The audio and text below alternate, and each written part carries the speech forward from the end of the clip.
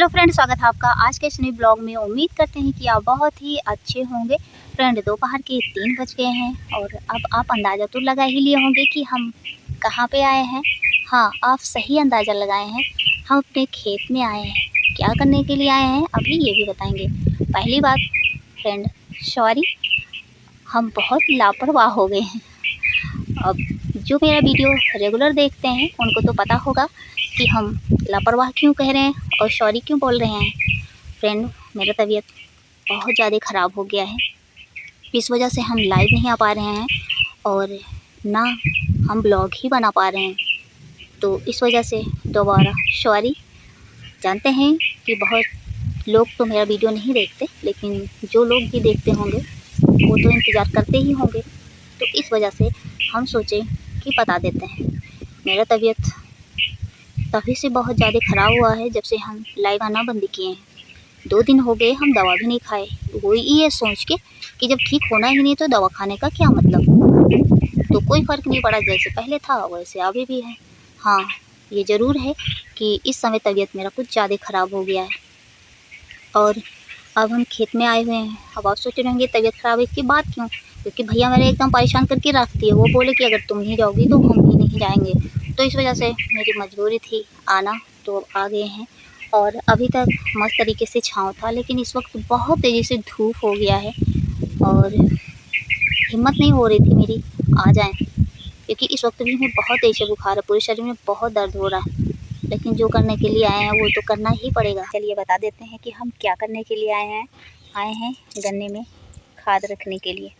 और इस वक्त खाद लेने के लिए किसान की क्या हालत हो रही है वो तो आप जानते ही होंगे। भैया मेरे भी 3 दिन से लगातार लाइन लगा रहे हैं और कल जाके उन्हें खाद मिला है, वो भी सिर्फ 2 बोरा यूरिया ही मिला है। और इसके बाद और पता नहीं क्या मिला के, और इसके बाद फिर गन्ने में रखेंगे। इतना बड़ा बड़ा गन्ना हो गया है, वैसे बहुत अच्छा नहीं है, लेकिन जो भी है यही है। क्योंकि गन्ना हो या कोई फसल हो, चाहे जो, या फिर पेड़ पौधा हो, अगर उसकी देख रेख हम सही से नहीं करेंगे तो उसकी हालत तो ऐसे ही होगी। तो सेम इसकी भी यही हालत है। तो यहाँ पे ये रहा यूरिया खाद और इसके बाद ये इसमें मिक्स किया गया है और एक नीला नीला और पता नहीं कौन सा खाद था, इस सबको मिक्स कर दिया गया है। और अब चल रहे हैं हम बाल्टी में भर के गन्ने में रखेंगे।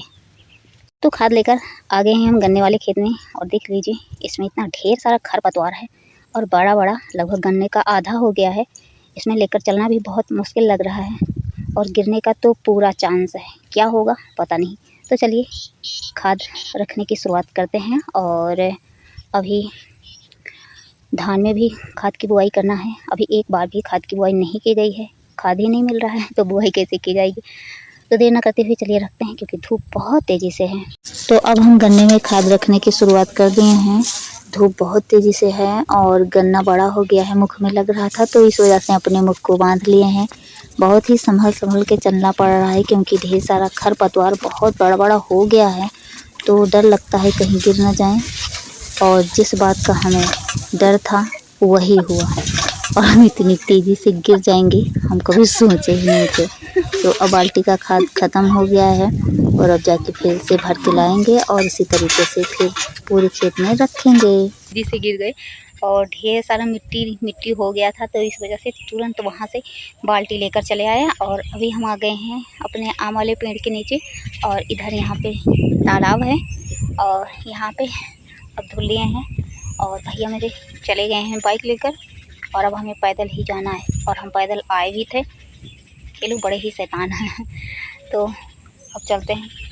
और सच में इस वक्त इतना ज़्यादा चक्कर आ रहा है ना, कुछ समझ में नहीं क्या करें।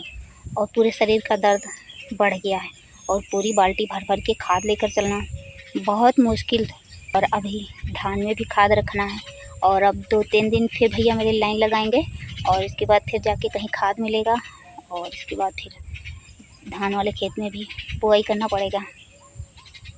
और यहाँ पे जिधर देखिए उधर हरा हरा ही दिख रहा है, यहाँ के धान जो हैं ये बड़े बड़े हो चुके हैं।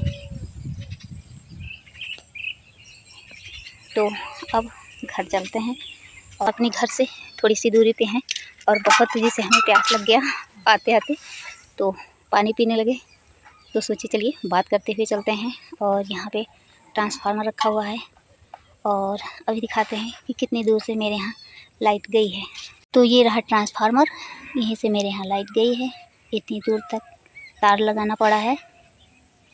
ये घर जो दिख रहा है उसके और पीछे फिर मेरा घर है। इतनी दूर तक तार लगाना पड़ा है, फिर मेरे घर पे लाइट गई है। फ्रेंड एक बात था जो कि आपसे करना था, और ख़ासकर एक फ्रेंड से। वो बात ये थी कि बार बार वो मैसेज कर रहे हैं कि हम बाइक चलाएं। फ्रेंड सॉरी, जो हम आपकी इच्छाएं नहीं पूरी कर पा रहे हैं, लेकिन मेरे पास बाइक नहीं है। तो आप ही बताइए कि फिर हम कैसे चलाएंगे। और अगर आप यही चाहते हैं कि हम चलाएं तो एक काम कीजिए, थोड़ा सपोर्ट ज़्यादा कर दीजिए, जिससे मोनेटाइज हो जाए और हम बाइक ले लें और इसके बाद फिर आपकी इच्छाएं पूरी करें। आप जब भी मैसेज करेंगे पटियाला सूट पहन के या लेगी कुर्ती पहन के या जीन्स शर्ट पहन के, साड़ी पहन के, हम ज़रूर वीडियो बनाएंगे। आपका मैसेज जैसे आएगा उसके थोड़ी देर बाद आपको वीडियो मिल जाएगा। कि आप मेरे लिए इतना कर सकते हैं। अगर कर सकते हैं तो फिर आप हमसे उम्मीद कीजिए कि हम बहुत जल्दी आपकी इच्छा पूरी करने वाले हैं। और अगर ऐसा नहीं कर सकते तो थोड़ा समय इंतज़ार कीजिए, जब हम खुद ख़रीद पाएंगे इसके बाद ही हम वीडियो बना पाएंगे। तो एक बार फिर से सॉरी जो हम आपकी इच्छाएं नहीं पूरी कर पा रहे हैं। तो फ्रेंड अब हम घर पहुंचने वाले हैं और इसके बाद अभी चल के एक बार नहाए थे, दोबारा हमें फिर नहाना पड़ेगा गिरने की वजह से। तो फ्रेंड बाद में मिलते हैं, तब तक के लिए थैंक यू।